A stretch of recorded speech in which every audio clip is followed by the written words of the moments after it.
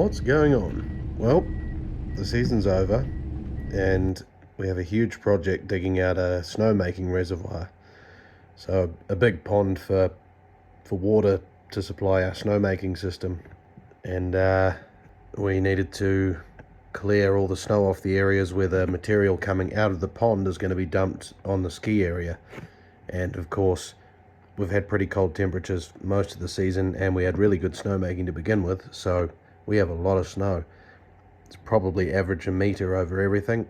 We've got 7 cats, I think, going at it. Our 2 600s. So the 600 winch, which Daniel's driving, and the 600 free cat, which the guy from Lindvalen down the road is driving.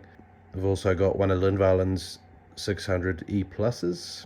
Well, I should say the 600 E plus is the only one we've got. So that's been brought up to join in with the job. It's got a lot of torque, a bit more torque than our standard 600, and it's got a polar blade, so it's perfect for this sort of work.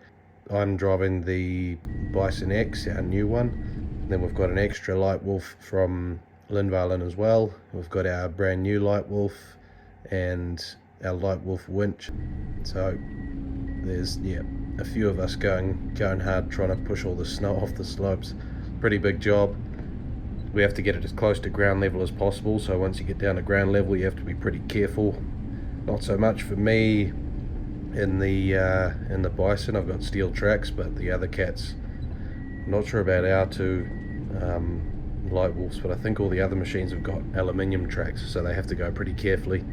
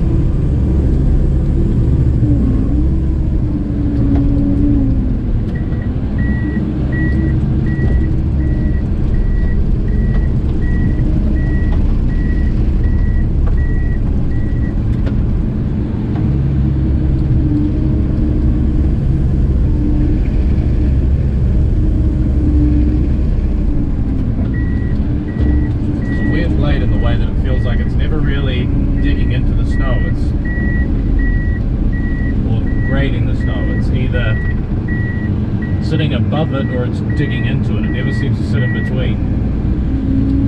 It's hard to explain, but you really have to lean on it to get it to dig in.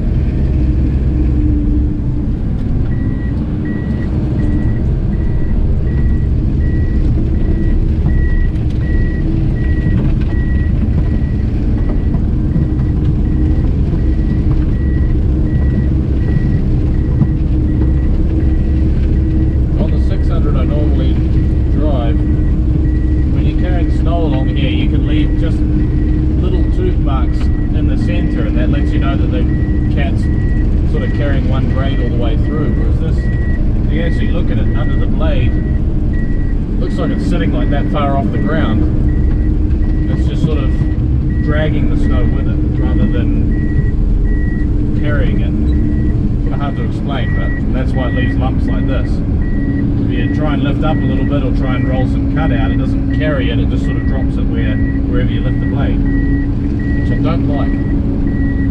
It's not a problem with the cat, it's a problem with the shape of the blade.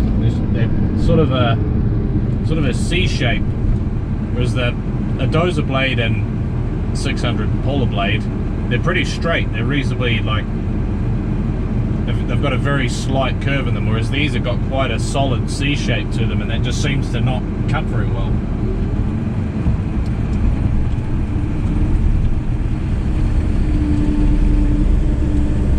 So usually you can get that to a certain point and then it will carry, but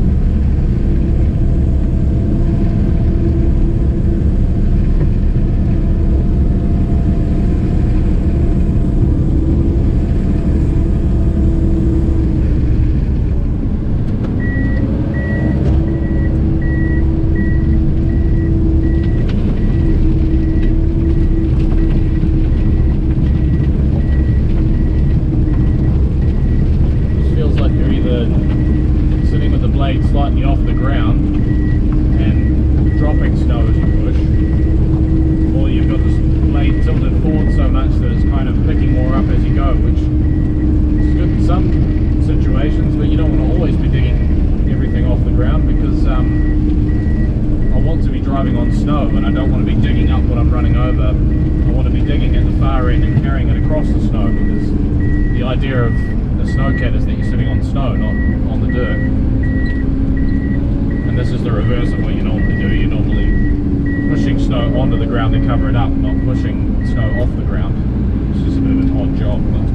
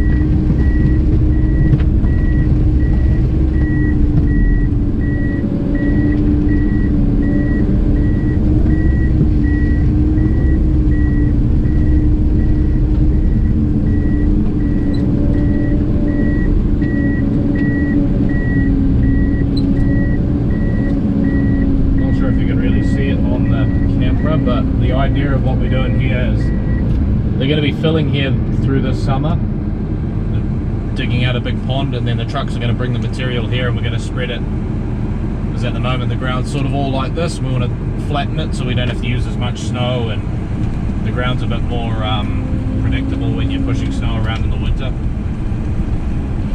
So we're trying to strip off sort of as much as we can without digging up all the dirt underneath. Strip it off, and then the sun will melt the rest, and then they can fill on top of the existing ground.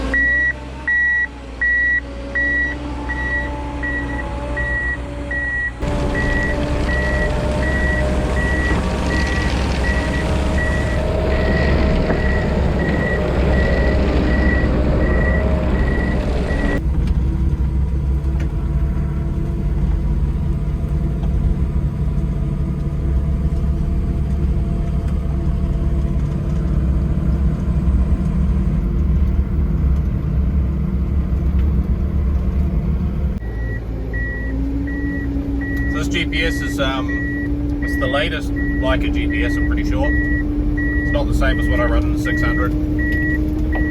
This one's a bit more fancy because they use it. They've got a design in it for building the terrain park, because this is our park cat. So it's a bit fancier than mine, but that's basically what I'm looking at right now. The green patches are the areas that I've already sort of dug out. They're pretty much down to ground level, and then the blue obviously is still quite high. Still 800 mils of snow in here. Still quite a lot to come out. Well, sort of from here across to go. There's probably between 1 meter and half a meter in there, so a bit more to do. Better overview of what I'm doing. So I've stripped all the majority of the snow off there. There's probably 100 millimeters of snow left on that, and it'll melt pretty quick. The ground's sort of humping and hollowing, and yeah, they're going to fill all through here and try and make it a nice steady grade so that it's a bit easier to get snow coverage over and a bit easier on the machines. And yeah, I'm just working my way across. There's just a little wedge sort of in here that I'm trying to get rid of. It's about 1 meter thick back in there. That area's been cleared by another machine, and I've already done the other side of the fence. So this will keep me busy the rest of the day, I think.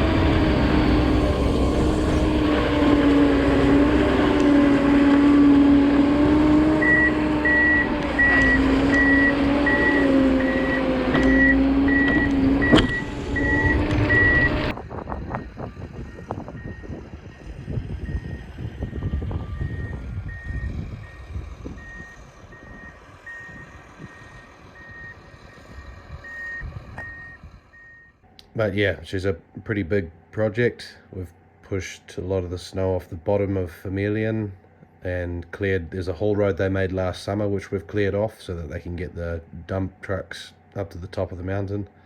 They're 40-ton Moxies, or 40-ton Volvo ADTs if you like, carting up the hill. They're dumping basically all over the place on the flat areas, so we can level out the ground on all of our flatter slopes, take all the hollows out of them so that we get more even snow coverage in the winter, and it's a bit easier to push and maintain and everything. So there's a lot of work to do and not a lot of time to do it. Basically we started on the Monday and they wanted to start carting on the Wednesday, and they did. We didn't actually expect they would, but they did, and they've been carting all week since then, all through the weekend, so they've been really busy. But we're ahead of them at this point, I think.